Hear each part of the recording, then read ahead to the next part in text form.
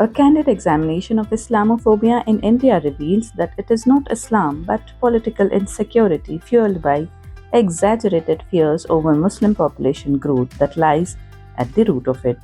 This bold assertion by former Chief Election Commissioner S.Y. Quraishi set the tone for the Kannada launch of his widely acclaimed book, The Population Myth, now translated as Janasankhye Mithya. Organized by the Center for Research and Communication, the Bengaluru event drew political veterans, scholars, and members of civil society committed to data driven discourse in an era of rising misinformation. First published in 2021, the book debunks the narrative that Muslims are driving India's population growth.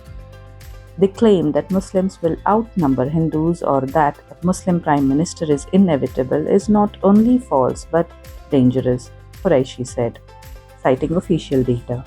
From 1951 to 2011, the Hindu population grew by 67.6 crore while Muslims rose by 13.6 crore.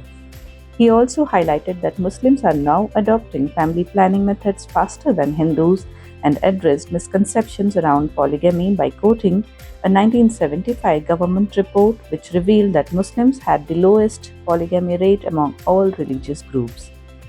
Quraishi recalled presenting this report to RSS chief Mohan Bhagwat, who laughed in surprise but took the findings seriously and never raised the issue of Muslim polygamy again.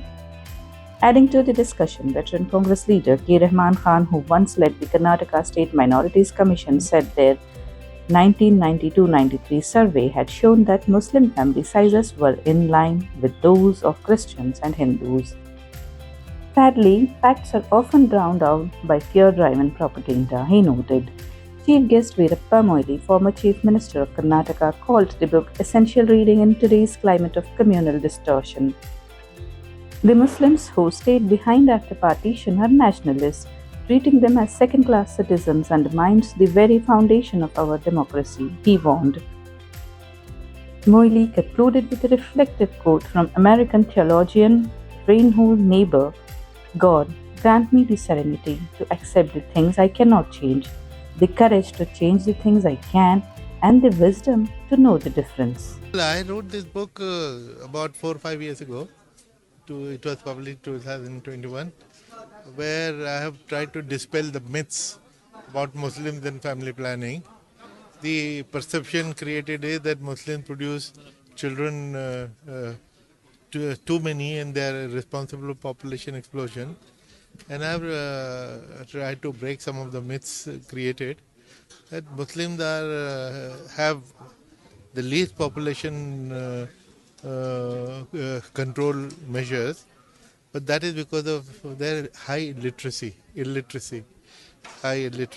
poverty, and the service delivery in Muslim areas is very poor.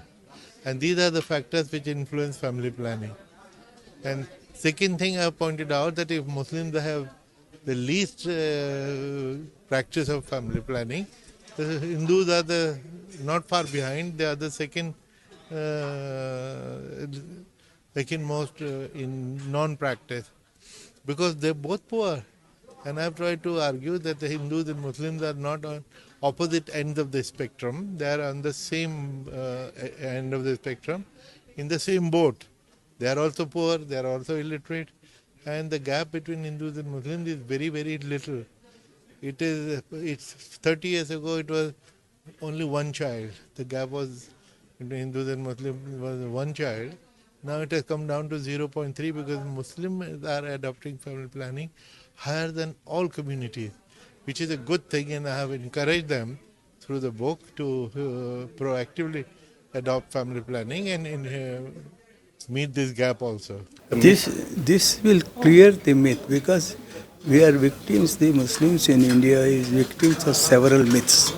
This is one of the myths that the population, without any basis, they propagate that the Muslim population will overtake the population, so they're creating a fear among the majority community and that is a myth. In any case, it cannot have it is a myth. So myth has created differences in the society, polarization in the society. So it is duty of every one of us to remove this myth. So you're talking about myth, Prime Minister Modi and many political Prime Minister Modi and many political leaders in their speeches they have targeted particular No, communities. the right-wing people are doing it because for their own political end. They create difference in society.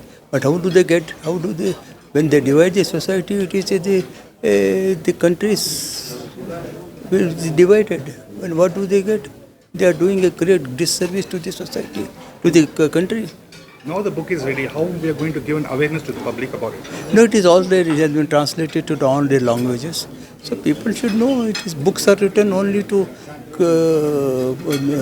create the knowledge among the people, and that is This has exposed the myth, which has really spread among the community, and that myth divides the society, divides India, and there are several such myths which has shrouded the truth in this country. So I think more and more such books should come out. Sir, as Prime Minister Modi and even Yogi also have commented particularly targeting the Muslim community. But I am not going to comment on anybody's statement. But truth has come out and it is very positive, not negative. See, this is a book based on data, credibility, and data never lies. And there's a lot of myth going about the population of Muslims in India. And a lot of misconceptions have been created based on this.